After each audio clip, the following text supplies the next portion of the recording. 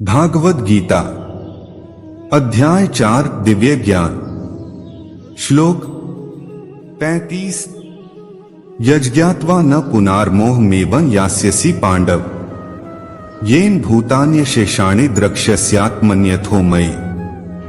भावार्थ, स्वरूप सिद्ध व्यक्ति से वास्तविक ज्ञान प्राप्त कर चुकने पर तुम पुनः कभी ऐसे मोह को प्राप्त नहीं होगे, क्योंकि इस ज्ञान के द्वारा तुम देख सकोगे कि सभी जीव परमात्मा के अंश स्वरूप हैं, अर्थात वे सब मेरे हैं। तात्पर्य, स्वरूप सिद्ध व्यक्ति से ज्ञान प्राप्त होने का परिणाम यह होता है कि यह पता चल जाता है कि सारे जीव भगवान श्री कृष्ण के भिन्न अंश हैं। कृष्ण से पृथक अस्तित्व का भाव माया मां नहीं, या यह कहलाती है। कुछ लोग सोचते हैं कि हमें कृष्ण से क्या लेना देना है, वे तो केवल महान ऐतिहासिक पुरुष हैं और परब्रह्म तो निराकार है। वस्तुतः जैसा कि भगवत गीता में कहा गया है, यह निराकार ब्रह्मा कृष्ण का व्यक्तिगत तेज है।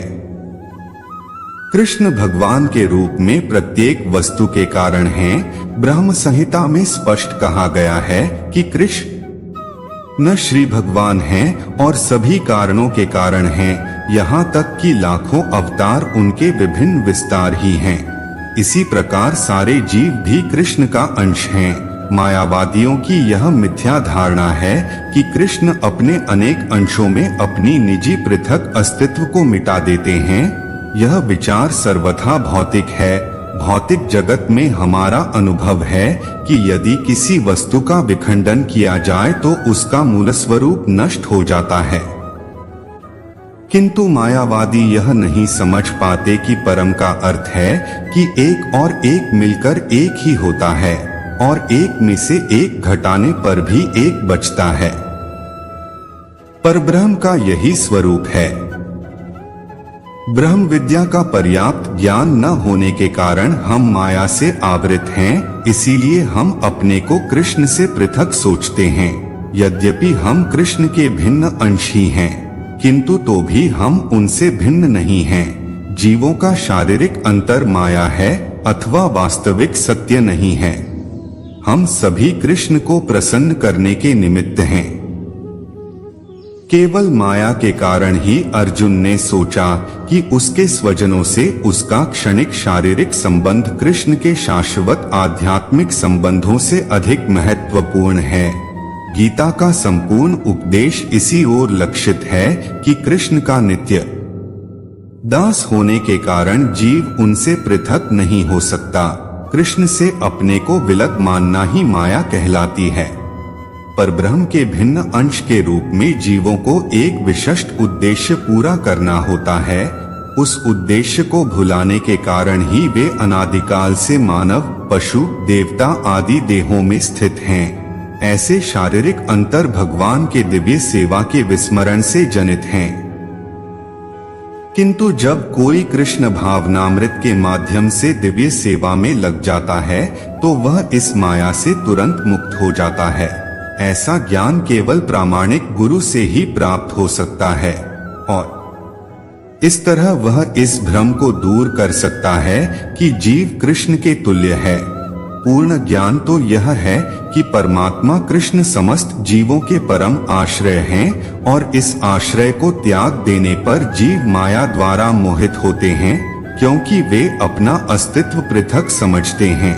इस तरह विभिन्न भौतिक पहचानों के मानदंडों के अंतर्गत के कृष्ण को भूल जाते हैं। किंतु जब ऐसे मोहग्रस्त जीव कृष्ण भावनामृत में स्थित होते हैं तो यह समझ जाता है कि वे मुक्ति पथ पर हैं, जिसकी पुष्टि भागवत में की गई है। मुक्तिर्हित्वान्यथारूपण स्वरूपेण व्यवस्थितिः। मुक्ति का अर्थ है कृष्ण के नित्य दास रूप में, कृष्ण भावनामृत में अपनी स्वाभाविक स्थिति पर होना। अध्याय 4 दिव्य ज्ञान श्लोक 36 अपि चेत्सि पापेभ्यः सर्वेभ्यः पापकृत्तमः सर्वं ज्ञानप्लवेनैव वृजिनः सन्तरिष्यसि। भावार्थ, यदि तुम्हें समस्त पापियों में भी सर्वाधिक पापी समझा जाए तो भी तुम दिव्य ज्ञान रूपी नाव में स्थित होकर दुख सागर को पार करने में समर्थ होगे।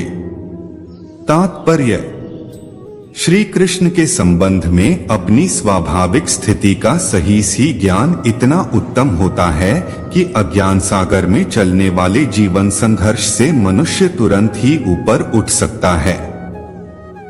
यह भौतिक जगत कभी कभी अज्ञान सागर मान लिया जाता है तो कभी जलता हुआ जंगल। सागर में कोई कितना ही कुशल तैराक क्यों न हो, जीवन संघर्ष अत्यंत कठिन है। यदि कोई संघर्षरत तैरने वाले को आगे बढ़कर समुद्र से निकाल लेता है तो वह सबसे बड़ा रक्षक है। भगवान से प्राप्त पूर्ण ज्ञान मुक्ति का पथ है।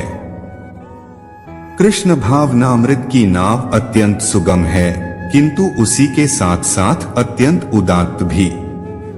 अध्याय 4 दिव्य ज्ञान। श्लोक 37। यथैधांसि समिद्धोऽग्निर्भस्मसात् कुरुतेऽर्जुन, ज्ञानाग्निः सर्वकर्माणि भस्मसात् कुरुते तथा। भावार्थ: जैसे प्रज्वलित अग्नि ईंधन को भस्म कर देती है, उसी तरह हे अर्जुन, ज्ञान रूपी अग्नि भौतिक कर्मों के समस्त फलों को जला डालती है। तात्पर्य: आत्मा तथा परमात्मा संबंधी पूर्ण ज्ञान तथा उनके संबंध की तुलना यहाँ अग्नि से की गई है। यह अग्नि न केवल समस्त पाप कर्मों के फलों को जला देती है, अपितु पुण्य कर्मों के फलों को भी भस्मसात करने वाली है। कर्मफल की कई अवस्थाएं हैं, शुभारंभ, बीज, संचित आदि। किंतु जीव को स्वरूप का ज्ञान होने पर सब कुछ भस्म हो जाता है, चाहे वह पूर्ववर्ती हो या परवर्ती। वेदों में कहा गया है, उभे उभय वैश एते तरत्यमृतः साध्वा साधुनी। मनुष्य पाप तथा पुण्य दोनों ही प्रकार के कर्म फलों को जीत लेता है। हरे कृष्णा।